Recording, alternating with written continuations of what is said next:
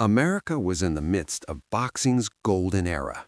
Stadiums were filled with lights, cameras followed every punch, and heavyweight champions weren't just fighters, they were symbols.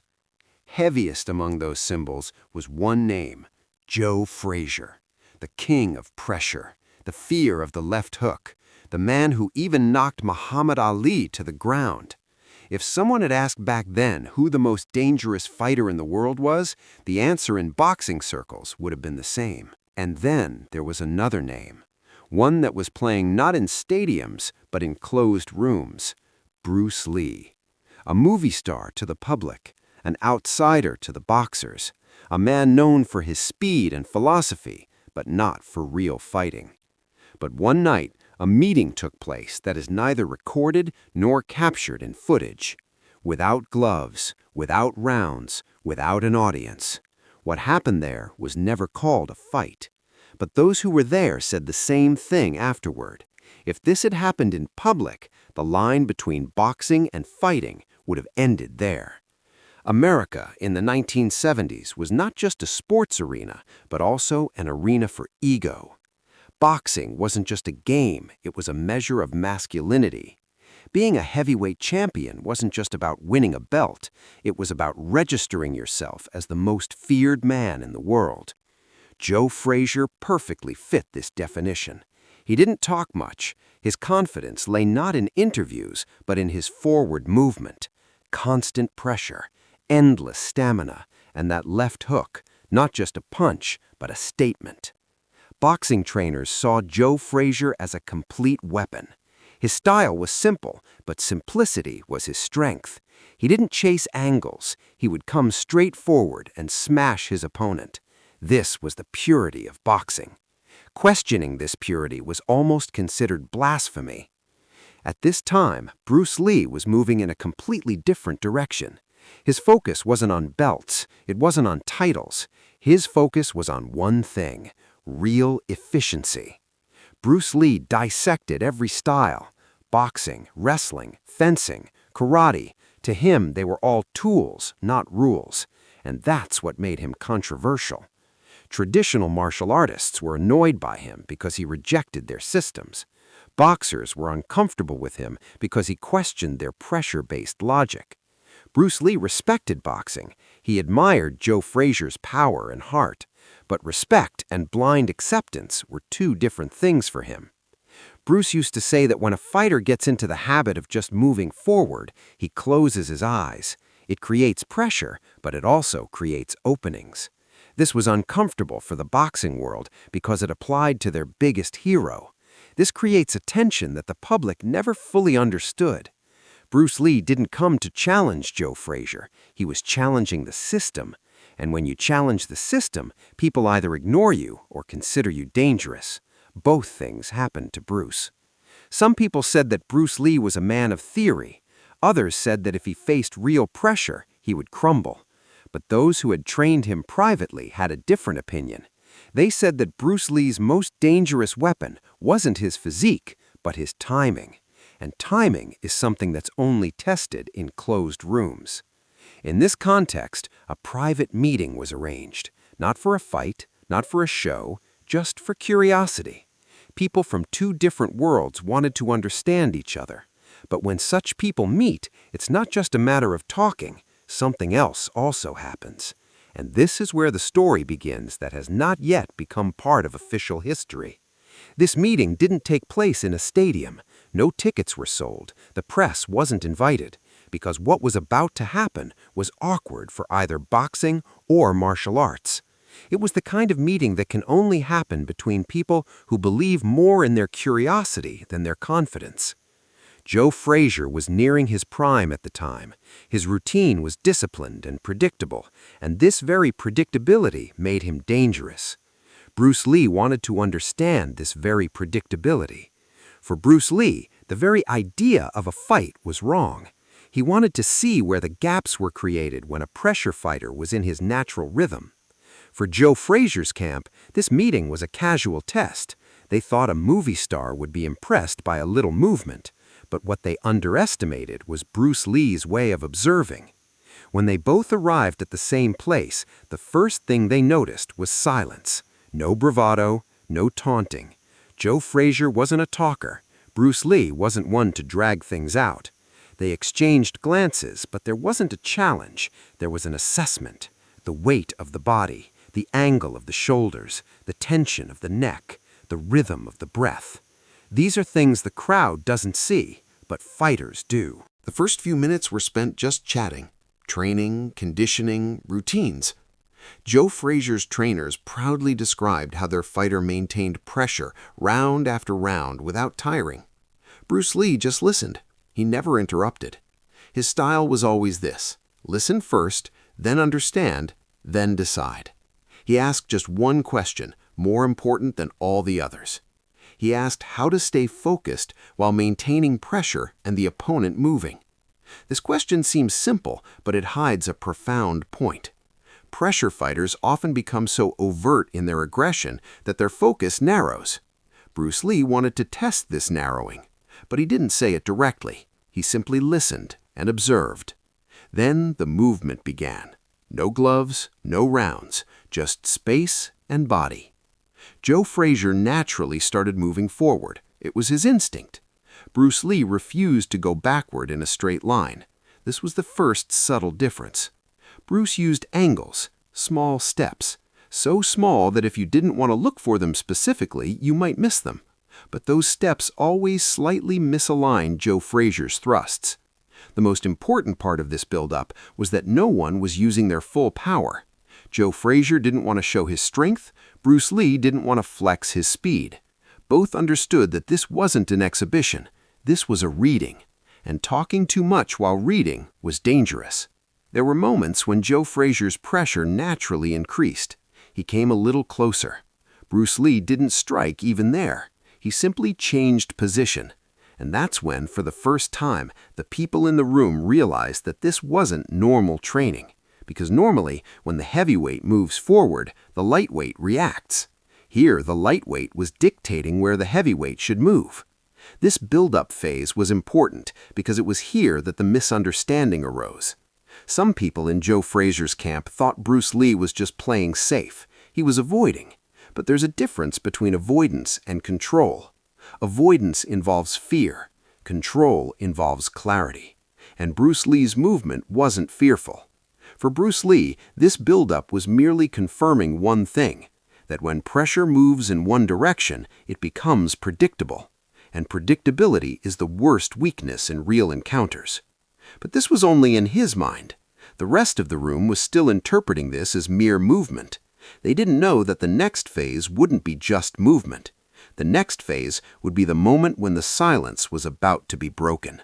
After the build-up, there comes a point where movement isn't just movement, it becomes intention. The same thing happened in that room. Joe Frazier's pressure wasn't casual anymore. He was instinctively moving forward, just like he does in the ring. This was his natural state.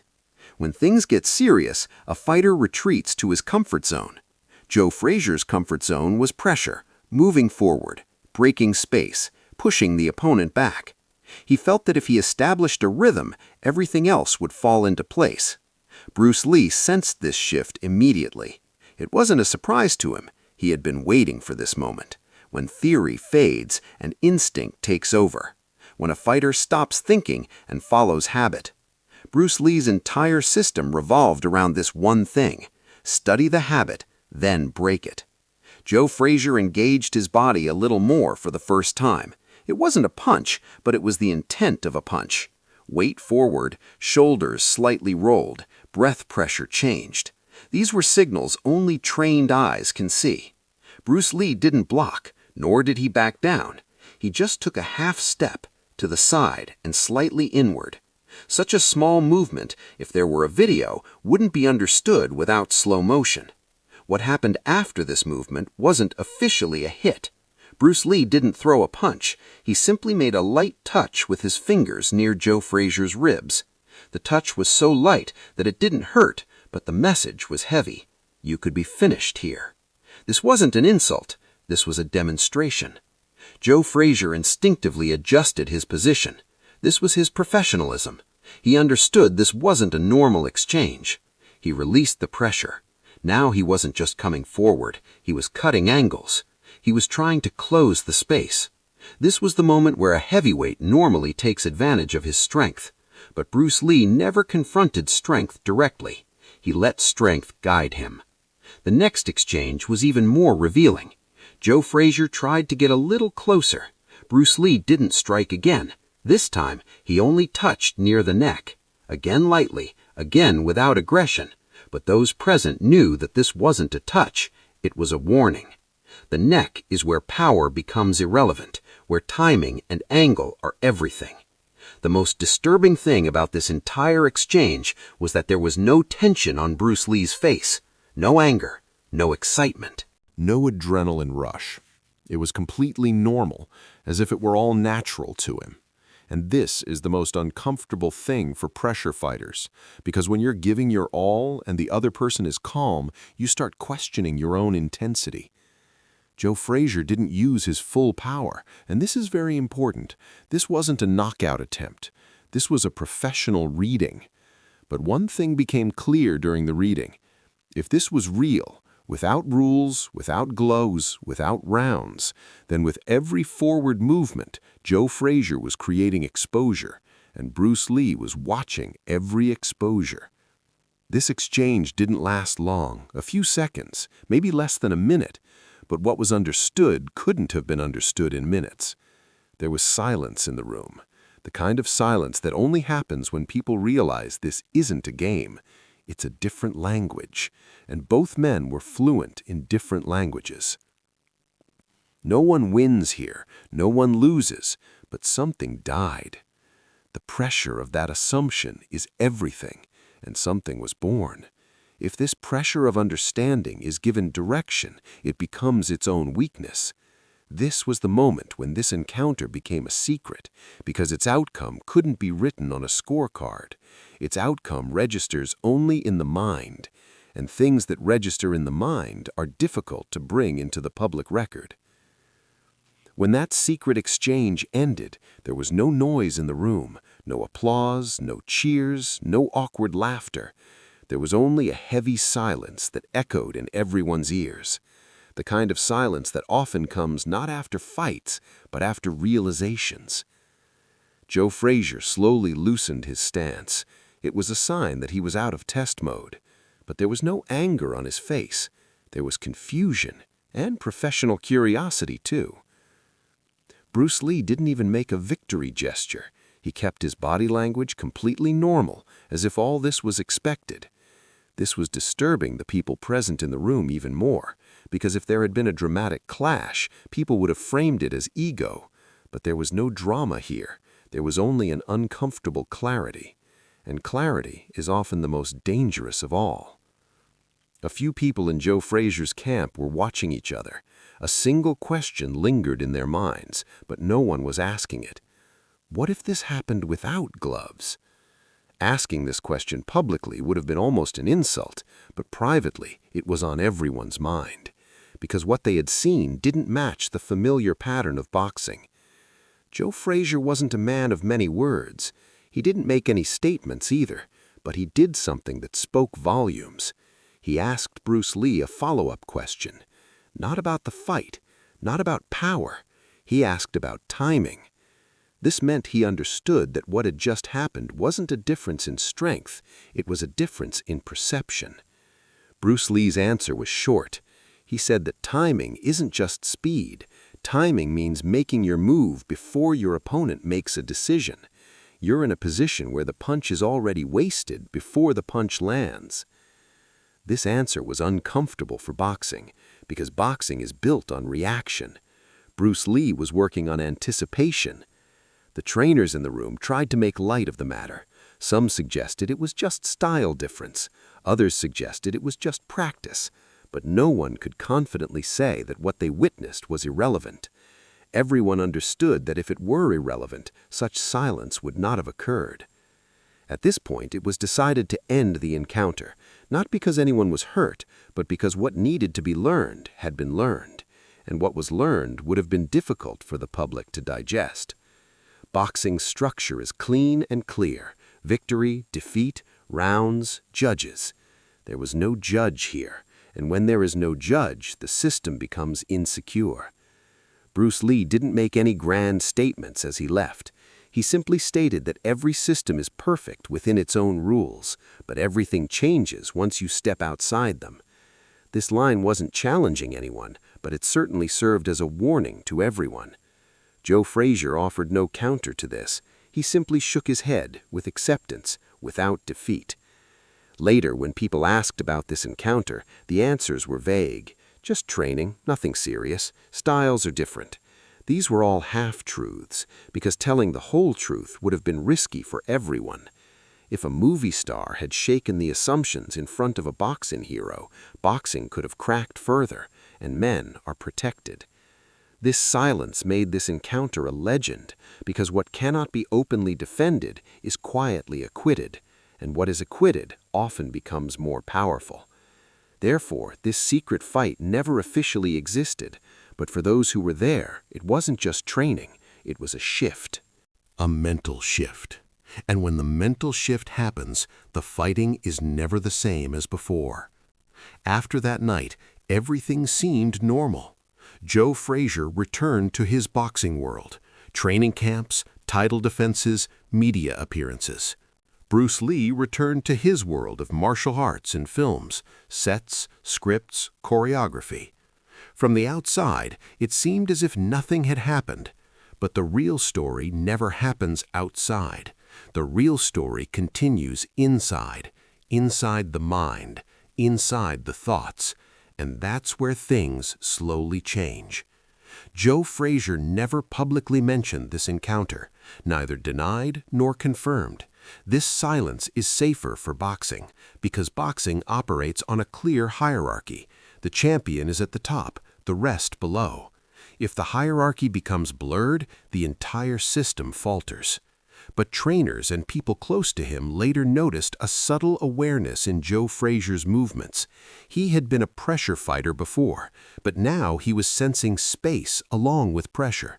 This wasn't a dramatic change, it was a micro-adjustment, and micro-adjustments are real evolution. For Bruce Lee, this night was validation. What he had said for years, that speed, timing, and angle could neutralize pressure, wasn't just theory. He saw that even heavyweight pressure, when confronted with awareness, shakes its certainty. Bruce Lee never made this a headline, because his intention was never to belittle boxers.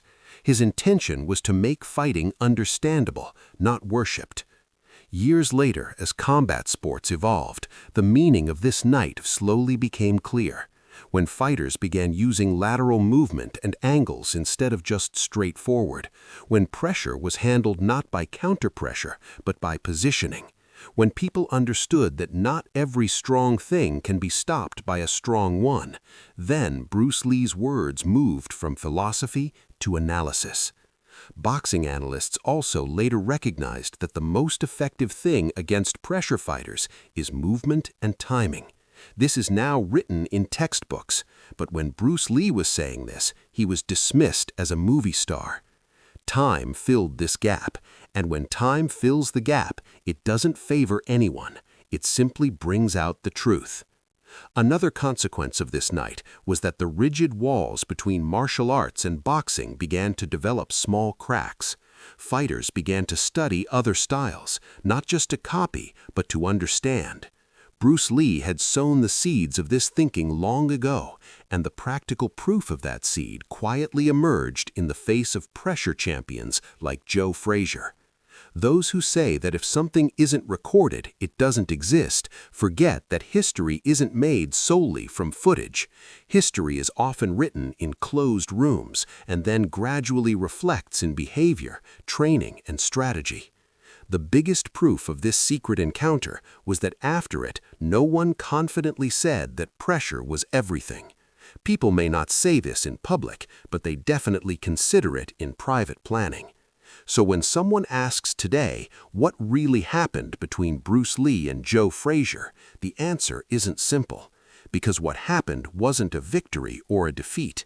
It was a realization a realization that might not have been accepted at the time, but has become unavoidable over time. This is the point where myths don't just crumble, but silently evolve. And perhaps that's why this story lives on, because it's not just a story about a secret encounter. It's proof that when a thought is ahead of its time, it's first hidden and then followed. The most important part of this story isn't that Bruce Lee and Joe Frazier faced off in a room. The most important part is that the meeting was never officially called a fight. And the reason wasn't just secrecy.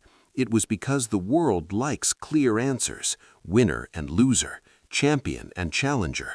But what happened that night didn't fit into those categories.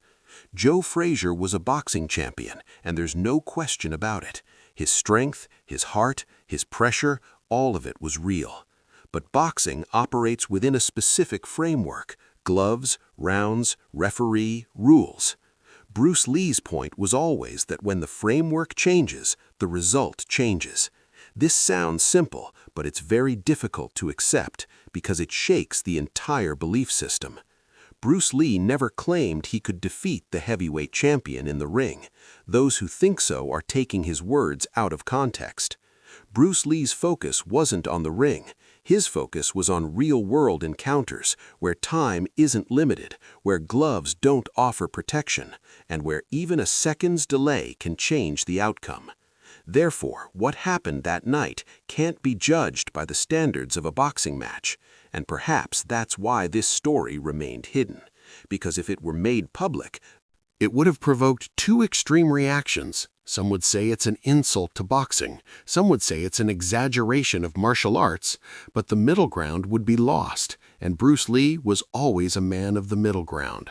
Neither blind worship nor blind rejection, just understanding. Bruce Lee's most dangerous idea was that fighting isn't static. What works today can fail tomorrow. A fighter who relies solely on his strengths will one day become a testament to that strength. And a fighter who learns adaptability will survive in every situation. This was relevant for pressure champions like Joe Frazier, and it's also relevant for today's fighters. Another uncomfortable truth of this story is that Bruce Lee didn't use this encounter for his marketing. If he wanted, he could have easily sensationalized it.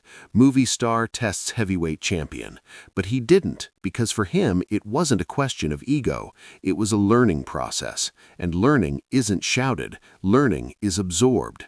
Joe Frazier's silence is significant for this very reason. If something were completely meaningless, it would be easy to dismiss it. But when something touches your thoughts, you don't make a fuss about it, you process it. And sometimes processing takes a lifetime. When we look at modern combat sports today, Bruce Lee's words don't seem controversial, they seem logical. Angles, movement, timing, adaptability, these are all common language now. But when Bruce Lee was saying these things, this language didn't even exist. That's why he was first dismissed, and that's why he was later followed. The biggest lesson of this story is that not every truth is accepted immediately. Some truths demand time. Some truths are understood only when the world is ready for them. Bruce Lee was ahead of his time. Joe Frazier was the champion of his time. Both were right in their own place, but what Bruce Lee saw was the future, and the future often makes the present uncomfortable. So when you hear the words Bruce Lee versus Joe Frazier, don't think of it as just a hypothetical fight. Think of it as a clash of philosophies: pressure versus perception, strength versus awareness, rules versus reality. And the result of this clash cannot be written on a scorecard. Its result is just one thing: understanding. And perhaps that's why this fight was never recorded, because things that teach people to understand are often hidden. But hidden things never disappear. They simply wait for the time, and when the time comes, they become history.